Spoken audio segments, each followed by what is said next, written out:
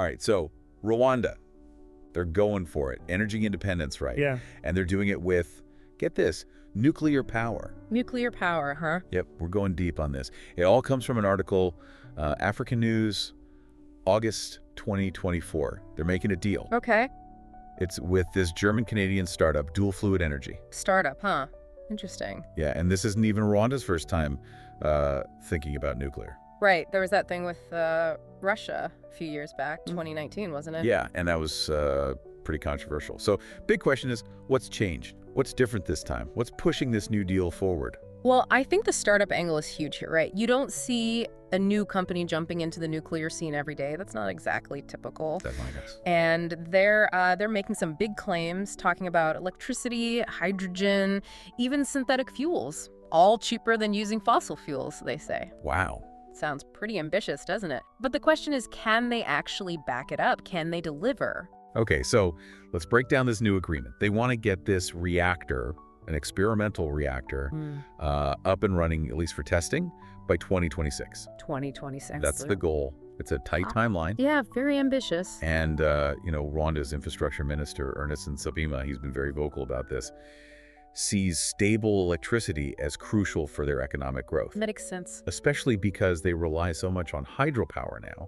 which is, very vulnerable to droughts. Right. So they want to diversify, get away from relying on hydrocarbons so much. They even talk about being a regional energy exporter. Wow. So it's a big play for them, a real strategic move, especially if they can achieve energy independence like they're talking about.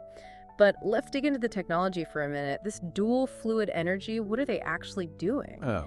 It's called a molten salt reactor. It's very different from your typical traditional nuclear plant. Yeah. Instead of those solid fuel rods, they use this molten salt. It carries the nuclear material. Molten salt. Yeah, and their claim is that this makes it inherently safer. Because the molten salt, it's like a natural coolant, so it reduces the risk of meltdowns, supposedly. And they say less waste, smaller footprint, compared to conventional reactors. Sounds really good on paper. But are these smaller reactors really safer, I wonder? And can they really generate enough power for the whole country with less nuclear material? Doesn't that seem kind of contradictory? Yeah, those are the million-dollar questions, aren't they? The molten salt reactor concept, it has some theoretical advantages, that's true, but it's still mostly experimental. Right. So scaling it up to meet a whole nation's energy needs while still making sure it's safe and figuring out the waste, that's a huge challenge. And then there's always the issue of, misuse. Any nuclear tech, big or small, has that potential. Exactly. And that brings us back to those concerns from back in 2019 with that Rosatom deal. Frank Habineza from the Democratic Green Party, he was really outspoken. Safety and security were the big issues. And it's understandable, Rwanda's a densely populated country. Yeah. So any nuclear incident, even a small one, could have major consequences. No question. So transparency and really strong safety protocols, that's going to be absolutely key for them. They have to show they're committed to the highest international standards if they want to calm those fears. For sure. And then there's the waste disposal plan. That's the long-term issue that hangs over every nuclear program. It's interesting, though. Right now, South Africa is the only country in Africa with a working civil nuclear program. They've got 2 reactors and running for over 30 years. Yeah. Do you think Rwanda could learn from them? Oh, absolutely. South Africa has the experience, right? They've got a well-established regulatory framework, know how to manage this technology, but their reactors are traditional.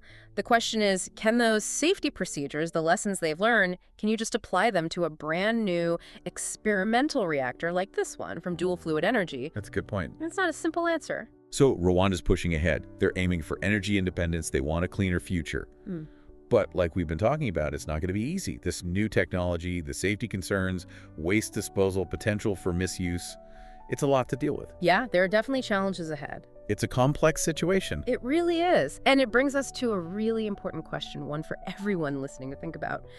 What happens if this experimental reactor in Rwanda actually works? Does it kick off a new era of safer, more sustainable nuclear energy? Or does it just make people even more worried about nuclear proliferation and safety in the region? This story, it has big implications. It's definitely worth paying attention to, seeing how it unfolds. No doubt. This is a deep dive with a lot to unpack, so we really encourage you to keep digging, explore the different viewpoints, and form your own opinion about Rwanda's nuclear ambitions. Definitely. Don't just take our word for it. Do your own research. It's a fascinating topic. Absolutely. Thanks for joining us on this deep dive, and we'll see you next time. See you later.